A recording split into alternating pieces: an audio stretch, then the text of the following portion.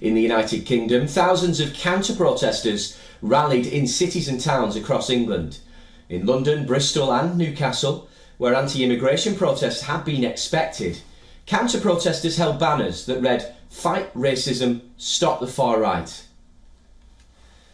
And they chanted, "Refugees are welcome here." And this was amidst a massive deployment of police in anticipation of further violence. As posts online warned, the far-right anti-Muslim protesters would target a list of immigration centre, migrant support centres and specialist law firms. This prompted many businesses to close early and some shops to board up windows. However, the protest largely passed off peacefully, with only a handful of arrests made. Robert Gendrick, a candidate for the Conservative Party leadership, called on police to arrest anyone who shouted Allahu Akbar. Meanwhile, in total, more than 400 arrests have been made in relation to the riots across the UK, sparked by disinformation online with regard to the fatal stabbing of 3 girls in Southport on July the 29th. Of the people being looked at by the police for their alleged role in disseminating disinformation are Tommy Robinson, the former leader of the defunct anti-Islam English Defence League. Since July the 30th, Robinson has reportedly been linking the stabbings to the Muslim community on X. His posts have received more than 434 million views, with an average of 54.3 million views daily since the riots began.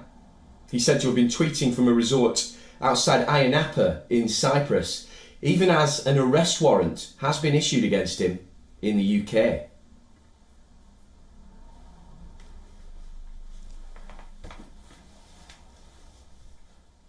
Well, for more on this, we're joined by our correspondent Stuart Smith, joining us live from London this morning. Good morning to you, Stuart. And obviously some shocking scenes held in the UK over the past few days, but now an alternative and perhaps some more positivity in terms of the thousands that turned out to fight this racism.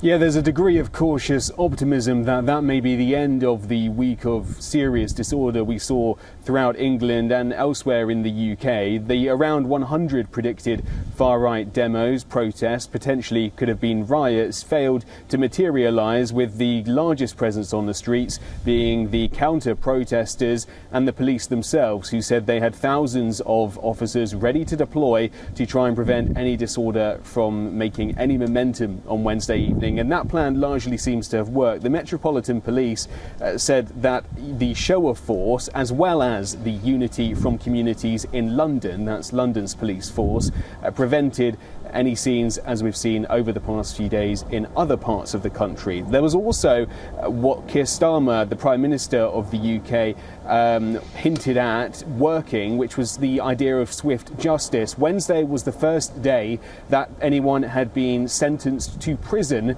for their role in riots in Southport. The 3 men initially jailed at Liverpool Crown Court received sentences of nearly 2 years up to 3 years, and perhaps that went some way to discourage people, or at least make them think twice about going onto the streets again. There's also been quite a backlash even from the right here in the UK. More right-wing politicians and more right-wing newspapers have come down hard against the rioters, so their support in terms of the public domain has largely been decreasing over the past few days. It's not necessarily over. The policing minister is still cautious, saying that this may just be the start, especially with football fixtures at the weekend. But for now, for the first day in a week, it seems that with only a few arrests, the evening passed off without any major violence.